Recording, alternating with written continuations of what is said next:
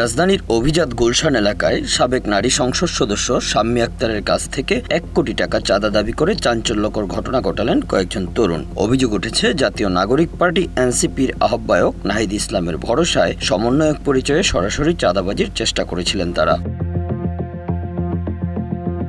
এই ঘটনায় মূল ভূমিকা পালনকারী জানে আলম অপু এবং রিয়াদ দুইজনই গণতান্ত্রিক ছাত্র সংসদের কেন্দ্রীয় পর্যায়ের নেতা। ঘটনার পরপরই তাদের সংগঠন থেকে স্থায়ীভাবে বহিষ্কার করা হয়। জানে আলম অপু ছিলেন সংগঠনটির কেন্দ্রীয় যুগ্ম আহ্বায়ক এবং গ্রিন ইউনিভার্সিটির আইন বিভাগের শিক্ষার্থী। একইভাবে রিয়াদকেও সংগঠন থেকে স্থায়ীভাবে বহিষ্কার করা হয়। তবে জয়পুরহাটের আক্কেলপুর উপজেলার তিলকপুর ইউনিয়নের ছেলে জানে আলম অপুর একটি অডিও রেকর্ড পাওয়া গেছে, যেখানে তিনি অস্ত্র ব্যবহার করে বিশ্ববিদ্যালয়ের রেজিস্ট্রারকে চাকরুচ্যুত করা অথবা হত্যার হুমকি দিয়েছেন। ইউনিভার্সিটিতে এখন যাব, রেজিস্ট্রারের সামনে বসবো, বৈশা আর টেবিলে রিভলভার রাখবো, রাইখা বলবো যে তুই কি বহিষ্কার আদেশ তুলবি নাকি নিজের চাকরি হারাবি নাকি গুলি খেয়ে মরবি।